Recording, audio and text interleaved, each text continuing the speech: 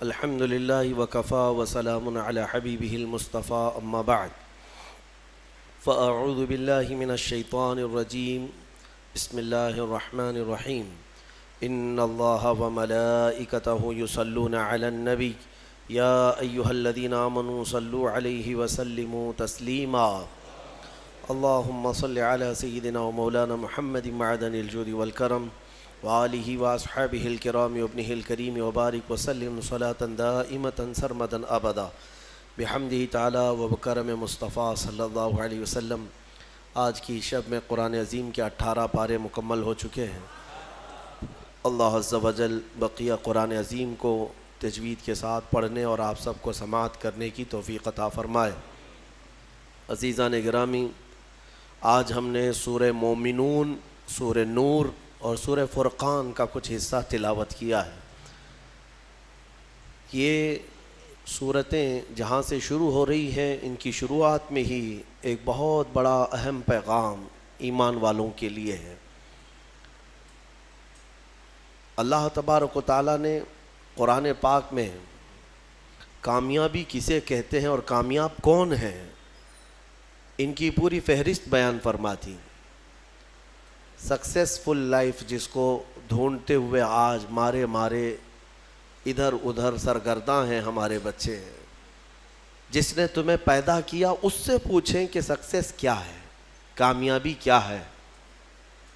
اکثر لوگ یہ سمجھتے ہیں کہ ایک بہت بڑا گھر بنا لینا یہ کامیابی ہے، یا اپنی زندگی میں بڑی جائیدادیں بنا لینا یہ ایک بڑی کامیابی ہے، یا ایک بہت بڑی نوکری مل جائے، یا اچھی بیوی مل جائے، یہی کامیابی ہے۔ کامیابی کا جو مدار ہے یا جو کامیابی کا معیار ہے، لوگوں نے اپنے اپنے خیالات سے بنا رکھا ہے۔ حقیقت میں کامیابی وہ ہے جسے خود مولا فرمائے، جس نے ہمیں پیدا کیا وہ بتا دے کہ کامیابی کیا ہے۔ تو ہم نے جو پارہ آج تلاوت کرنا شروع کیا، 18واں پارہ، اس کے شروع میں ہی یہ لفظ آتا ہے، قد افلح المؤمنون، بے شک تحقیق کے ایمان والے کامیاب ہو گئے۔ یہاں یہ نہیں فرما رہا ہے رب تعالیٰ کہ کامیاب ہوں گے، بلکہ فرمایا کامیاب ہو چکے، جو ایمان لائے وہ کامیاب ہو چکے۔ کبھی کبھار ایسا ہوتا ہے کہ تمہارے پاس بہت بڑی دولت ہے لیکن تمہیں خود ہی اندازہ نہیں اس چیز کا۔ تم ایک کامیاب قوم ایمان والوں کی، ہاں جو بظاہر تکلیفیں نظر آتی ہیں وہ کامیابی کے لیے معنی نہیں ہیں۔ ایسا نہیں ہے کہ اگر تمہارے کپڑے پیون لگے ہوں تو تم کامیاب آدمی نہیں ہو، اگر تمہارا گھر جھونپڑی میں ہے تو تم کامیاب نہیں ہو، ایسا نہیں ہے۔ میں آپ سے آج ایک سوال کرتا ہوں، اس دنیا نے آج ترقی کے نام پر سائنس اور ٹیکنالوجی کو اتنا فروغ دے دیا ہے کہ نہ جانے ہمارے وہم و گمان میں بھی نہیں تھی وہ چیزیں وجود میں آ چکی ہیں۔ آپ دیکھ رہے ہیں ایک جگہ سے بیٹھ کر دوسری جگہ بات چیت کرنا اور ایک دوسرے کو دیکھ لینا اتنا آسان ہے کہ ہم اپنے پڑوس والے کو بھی نہیں دیکھ پائیں گے۔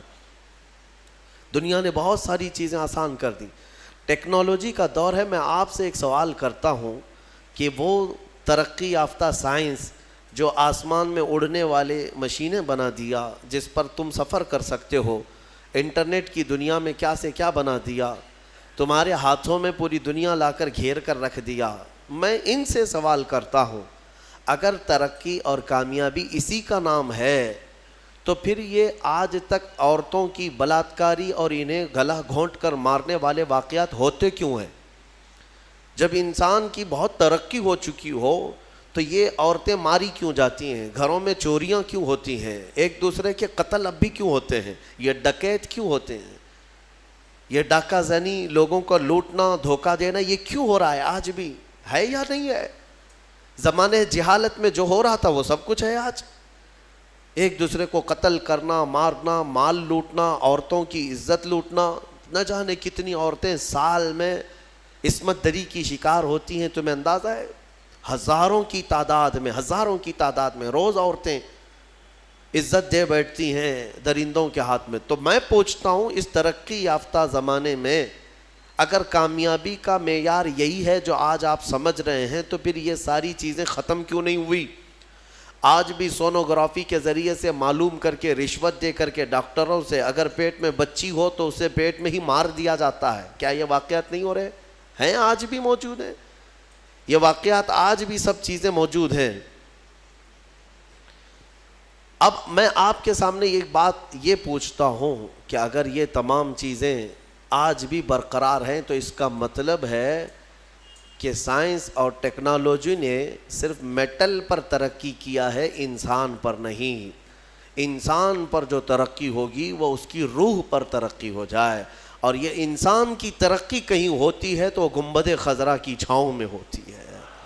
ہاں، جہاں پر زندہ دفن کرنے والے لوگ اپنی بیٹیوں کو پھر میرے مصطفیٰ کے قدموں میں آتے ہیں تو وہی عورتوں کی عزت کے محافظ بن جاتے ہیں، جو کبھی کسی وقت شراب اور نشے اور قمار، جوا، یہ تمام چیزوں میں ملوث رہتے، لیکن میرے مصطفیٰ کریم صلی اللہ تعالیٰ علیہ وسلم کے قدموں میں اور ان کی صحبت میں آنے کے بعد، جس کو شاعر نے کیا خوب انداز میں عکاسی کی ہے، ترجمانی کی ہے، ایک عرب نے آدمی کا بول بالا کر دیا، خاک کے ذروں کو ہمدوش ثریا کر دیا، خود نہ تھے جو راہ پہ اوروں کے ہادی بن گئے، کیا نظر تھی جس نے مردوں کو مسیحا کر دیا۔ یہ ہے اصل ترقی۔ اب میں آپ کے سامنے عرض کرتا ہوں، میرا رب فرماتا ہے قد افلح المؤمنون، بے شک ایمان والے کامیاب ہو گئے۔ لیکن کون سے ایمان والے؟ اگر آپ سوال کریں کہ بھائی ہم بھی تو ایمان والے ہیں، ہم سب ایمان والے ہیں، ہماری کامیابی کی اللہ سند دے رہا ہے، تو کیا ہم لوگ سب کامیابوں میں سے ہیں؟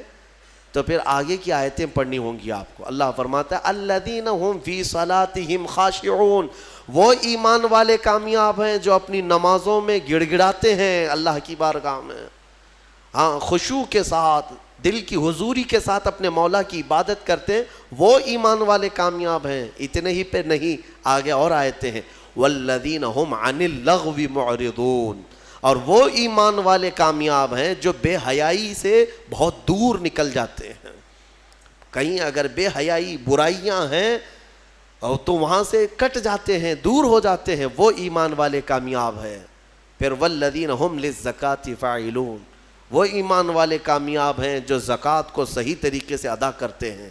والذین هم لفروجہم حافظون، یہ آیت بہت اہمیت کی حامل ہے۔ مولا فرماتا ہے وہ ایمان والے کامیاب ہیں جو اپنی شرمگاہوں کی حفاظت کرتے ہیں۔ یہاں تک ہے، اتنی صفات جس ایمان والے کے اندر آ گئی وہ کامیاب ہے۔ 4 چیزیں یہاں پر بیان ہوئی ہیں، ایمان ہے، نماز ہے، بے حیائیوں سے رکنا، زکوٰۃ کا دینا، اور پھر شرمگاہوں کا حفاظت کرنا۔ یہ بہت اہم 4 چیزیں قرآن میں بیان کی گئی ایمان والوں کی صفات میں۔ یہ 4 چیزیں جس کے ساتھ آئی وہ ایمان والا بہت کامیاب ہے، بہت کامیاب ہے۔ اللہ تعالی ہمیں ان تمام چیزوں پر عمل کی توفیق عطا فرمائے۔ والذین هم لفروجہم حافظون میں مفسرین فرماتے ہیں وہ لوگ جو اپنی شرمگاہوں کی حفاظت کرتے ہیں۔ دنیا میں انسان، اس کے پاس 2 شہوتیں ہیں۔ شہوت کہتے ہیں برائی کرنے کی خواہش، ایک زبان کی شہوت ہے اور ایک شرمگاہ کی شہوت ہے۔ یہ دونوں چیزیں انسان کو حرام کاریوں میں مبتلا کر دیتی ہیں۔ زبان کی شہوت کیا ہے؟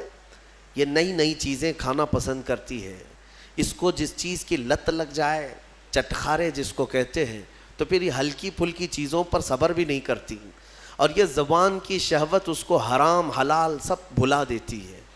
جب انسان کو چٹ لگ جائے کسی چیز کے کھانے کی تو پھر اب وہ یہ نہیں دیکھتا کہ یہ جو چیز میرے پاس کھانے کی آ رہی ہے وہ چوری کی ہے، حلال ہے یا حرام ہے۔ میاں گوشت کھانے کی خواہش ہو گئی تو یہ تحقیق کرنا بھی چھوڑ دیا، آخر یہ ذبح کیا ہوا ہے یا مرا ہوا ہے، کچھ پتہ نہیں۔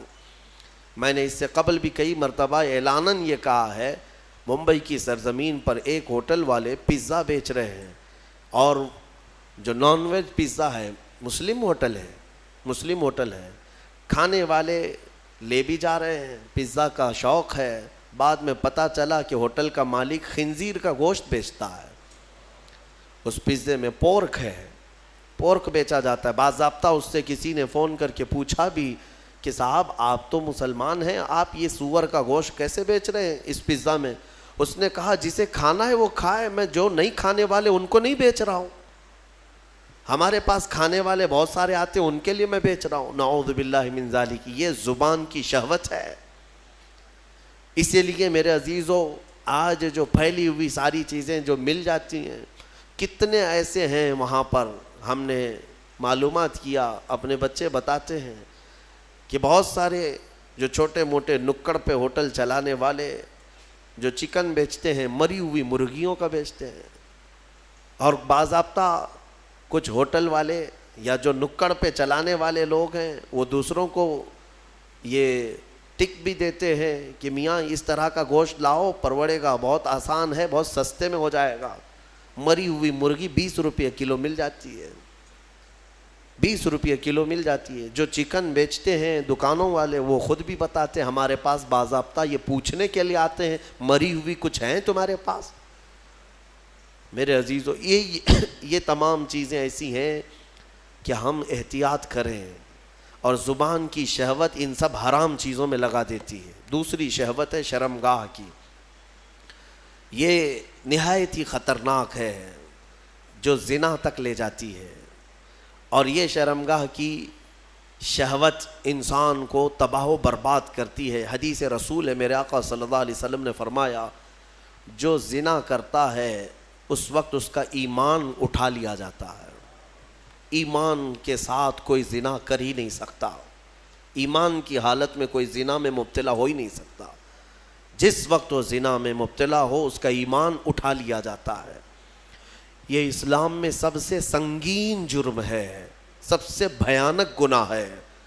بلکہ بعض حدیثوں میں ہے کہ جب کوئی اجنبی مرد اور اجنبی عورت جن کا کوئی اسلامی تعلق نہیں ہے, رشتہ نہیں ہے, وہ جب تنہا ہوتے ہیں اور خواہشات نفسانیہ ان کی ابھر آتی ہیں, شہوت باہر آتی ہے, تو اللہ کا عرش بھی ہلنے لگ جاتا ہے.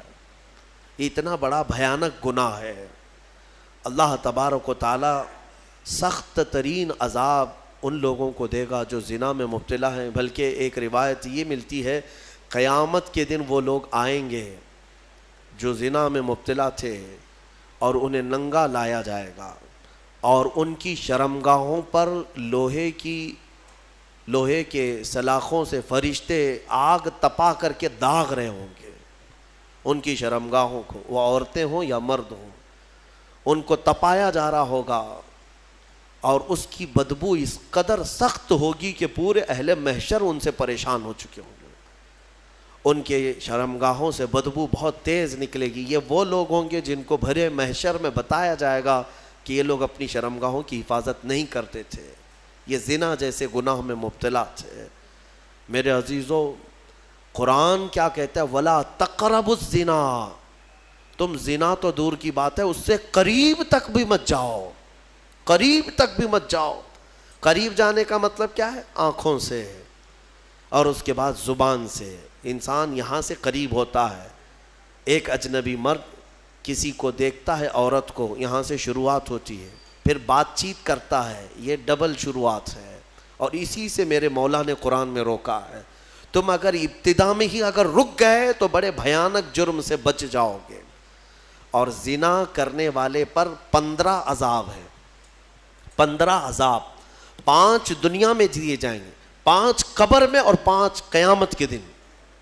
5 جو دنیا میں دیے جائیں گے وہی سخت ہیں کہ اس کے چہرے کا نور ختم کر دیا جائے گا, اس کا رزق ہٹا دیا جائے گا, اس کی اولاد سے صالح اولاد ختم کر دی جائے گی, نسل خراب ہو جائے گی.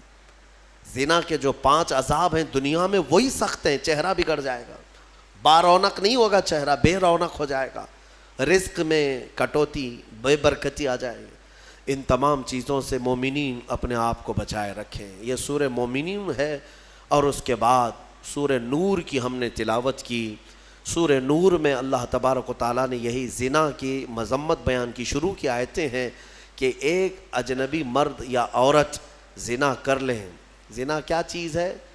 غیر شادی شدہ مرد اور عورت کا ملنا اور اپنا جسمانی سکون حاصل کر لینا یا شہوات نفسانیہ کو پورا کر لینا, یہی زنا ہے.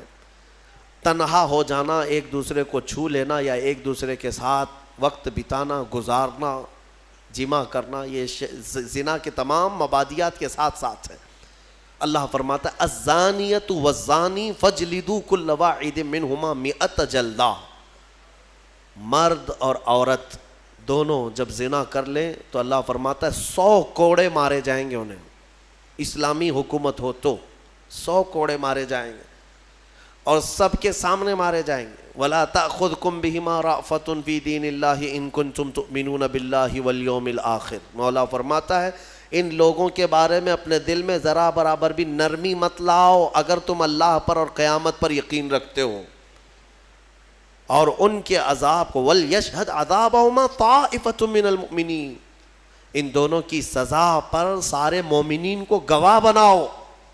سب کے سامنے یہ سزا دی جاتی ہے، لیکن یہ سزا دینا آسان بھی نہیں ہے۔ کوئی آ کر کے ایرا غیرہ بول دیا کہ فلاں زنا کر رہے تھے تو قاضی صاحب فوراً کوڑے مروا دیں گے یا سنسار کر دیں گے، ایسا نہیں ہے۔ 4 گواہ کا ہونا ضروری ہے جنہوں نے ایسا دیکھا ہو جیسے سوئی میں دھاگا پیروتے ہوئے دیکھا ہو، اور چاروں جو ہے وہ شرعی گواہ ہوں۔ ہاں، تب جا کر کے یہ زنا کا ثبوت ہوتا ہے، پھر اس کے اوپر سزائیں ہوتی ہیں۔ بہرحال یہ ایک بھیانک جرم ہے، اللہ تعالیٰ اس سے ہماری حفاظت فرمائے۔ اس میں آیت افک ہے۔ حضرت ام المومنین عائشہ صدیقہ رضی اللہ تعالیٰ عنہ پر بعض منافقین نے الزام لگایا تھا۔ غزوہ بنو مستلق ایک غزوہ جس میں حضور گئے تھے، ساتھ میں ام المومنین بھی گئی تھیں۔ حضور جب بھی جہاد پہ جاتے، غزوہ پر جاتے، تو کوئی نہ کوئی حضور کی ازواج مطہرات میں ساتھ میں آپ کے ہوا کرتی تھی۔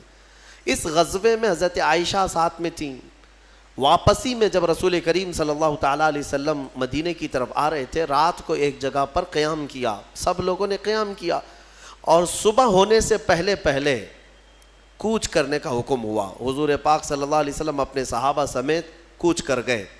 ہوا یہ کہ حضرت عائشہ صدیقہ کا جو کجاوا اونٹ پر رکھا جاتا تھا، یعنی ایک پوری جھوپڑی ہوتی تھی، اسے اٹھا کر رکھا جاتا تھا، اٹھا کر کے پھر اتارا جاتا تھا زمین پر، تو وہ نیچے تھی۔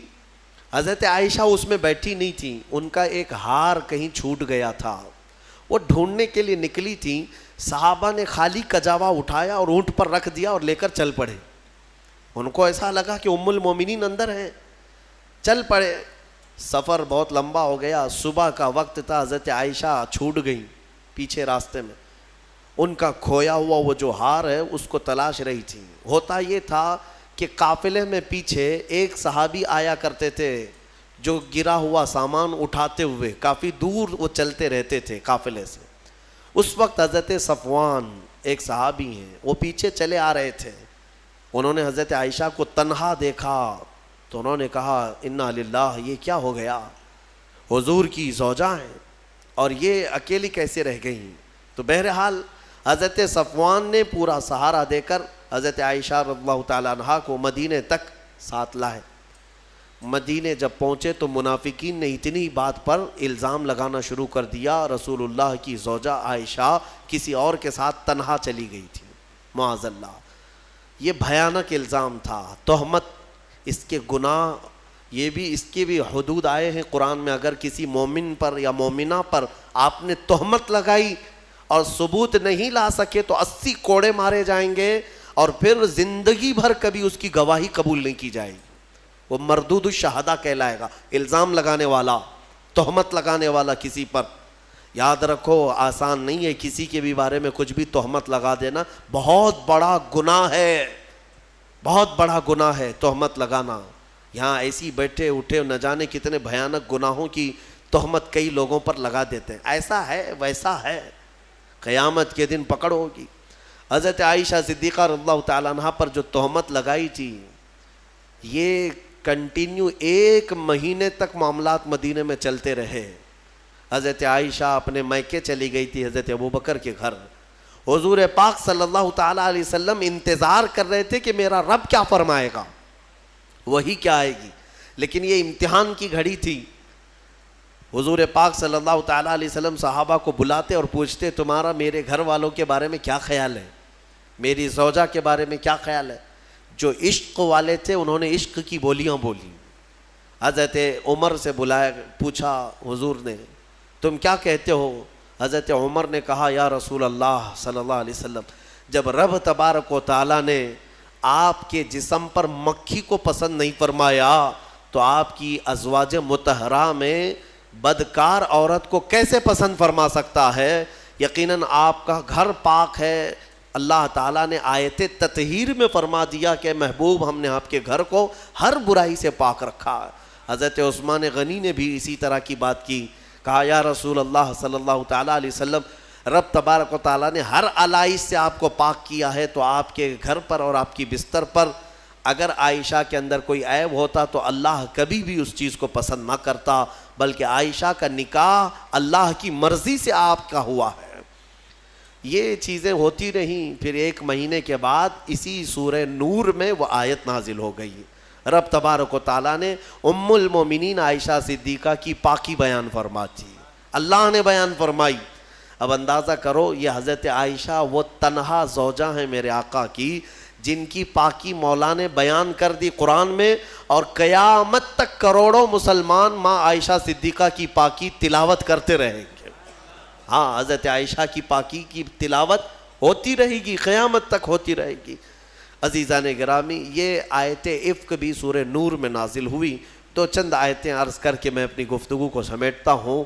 اللہ تعالیٰ نے فرمایا اے ایمان والو کسی کے گھر جاؤ، اللہ تعالیٰ فرماتا ہے یا ایھا الذین آمنوا لا تدخلوا بیوتا غیر بیوتکم حتی تستأنسوا، اپنے گھر کے علاوہ کسی دوسرے کے گھر میں جا رہے ہو تو سلام کر لو پہلے۔ ہاں، سلام کر لو، سلام کر کے گھر میں داخل ہونا ضروری ہے۔ اور یہاں تک کہ آداب میرا مولا خود بیان کر رہا ہے کہ تم کسی کے گھر جاؤ تو دستک دو، اور دستک دے کر کے 1 بار 2 بار 3ری مرتبہ اگر جواب نہیں آیا تو پلٹ جاؤ، حدیث پاک میں بھی ہے۔ ضروری نہیں ہے کہ دروازہ توڑ کے اندر جاؤ گے، ہاں، اور کنٹینیو کھٹکھٹاتے کھڑے ہو جاؤ گے آدھے گھنٹے تک۔ یہ آداب ہیں شریعت کے۔ اور پھر یہ فرمایا حدیث میں ہے کہ کسی کے گھر جاؤ تو سامنے بالکل دروازے کے نہ کھڑے ہو جاؤ، بلکہ تمہیں دائیں جانب کھڑے ہونا چاہیے۔ اگر دروازہ کھلے کوئی اجنبی عورت ہو تو تمہارا آمنا سامنا نہ ہونے پائے، بے پردگی نہ ہونے پائے۔ یہاں تک کہ گھروں کو پردہ لگانے کا حکم بھی میرے آقا نے فرمایا۔ اور اگر کسی گھر پر پردہ نہیں ہے، گزرنے والے آپ میں سے کوئی ہو، کوئی بھی ہو، اگر مومن گھروں میں اندر نظر ڈالتا ہے کوئی راستہ چلتے ہوئے عورتوں کے اندر اوپر، حضور نے فرمایا گھر والے تیار ہے، وہ چاہے تو پتھر اٹھا کر اس کی آنکھ پھوڑ دے، اللہ سوال نہ فرمائے، اللہ اس کے ہاں اس کا مواخذہ نہیں ہوگا۔ یعنی یہ بتانا مقصود ہے کہ یہ کس قدر گناہ ہے۔ گھروں کے اندر نگاہیں ڈالنا، آنکھیں ڈالنا بہت بڑا گناہ ہے۔ اور یہی چیز اللہ تعالیٰ قرآن میں فرماتا ہے کہ کسی گھر جاؤ، کسی کے گھر جاؤ، اور اگر تمہیں لوٹ جانے کا حکم دیا جائے تو لوٹ جاؤ۔ یہاں سے میں ایک اس سے تفریح کرتے ہوئے ایک بات یہ بھی عرض کر دوں، کسی کو فون کرتے بھی ہو تو کچھ لوگ جو ہے ایک بار میں 10 20 بار اس کو کال کرتے ہی رہتے ہیں کنٹینیو۔ یہ بھی آداب میں سے ہے۔ 2-3 مرتبہ اگر تمہیں جواب نہ ملے تو رک جاؤ۔ تمہیں یہ تو پتہ نہیں کہ وہ کس حالت میں ہے، نماز پڑھ رہا ہے، کھانا کھا رہا ہے، واش روم میں ہے، بیت الخلاء میں ہے، تم کو تو ایسا لگتا ہے کہ ہمیشہ تمہارے وہ سیوا کے لیے بیٹھا ہی ہے، اٹھا ہی لینا چاہیے۔ یہ بھی آداب میں سے ہے۔ علم والے اور اخلاق والے ان چیزوں پر عمل کیا کرتے ہیں۔ سورہ نور میں اور بھی بہت ساری باتیں ہیں کہ بچوں کے متعلق فرمایا گیا کہ جب یہ عقل والے ہو جائیں تو ماں باپ بھی انہیں الگ سلایا کریں۔ وَإِذَا بَلَغَ الْأَطْفَالُ مِنْكُمُ الْحُلُمَ، بچے جب جوانی کو آ جائیں، بالغ ہونے لگ جائیں، تو ان کے لیے بھی حکم ہے کہ وہ ماں باپ کے کمرے میں بھی آئیں تو اجازت لے کر کے آئیں، ایسے نہیں کہ ڈائریکٹ گھس جائیں۔ بچے جب شعور والے ہو جائیں، ان کو یہ سب آداب گھروں کے سکھائے جائیں کہ گھر میں آنے کے آداب کیسے ہیں۔ ماں باپ اگر تنہا بیٹھے ہیں تو بچہ کیسے آ جائے گا، وہ بھی دستک دے کر کے آئے، اجازت لے کر کے آئے، یہ بچوں کو تعلیم و تربیت دی جائے۔ اللہ تبارک و تعالی ہمیں اخلاق حسنہ عطا فرمائے، رسول کریم صلی اللہ تعالیٰ علیہ وسلم کے اخلاق پر عمل کی توفیق عطا فرمائے۔ وآخر دعوانا ان الحمد للہ رب العالمین۔ السلام علیکم۔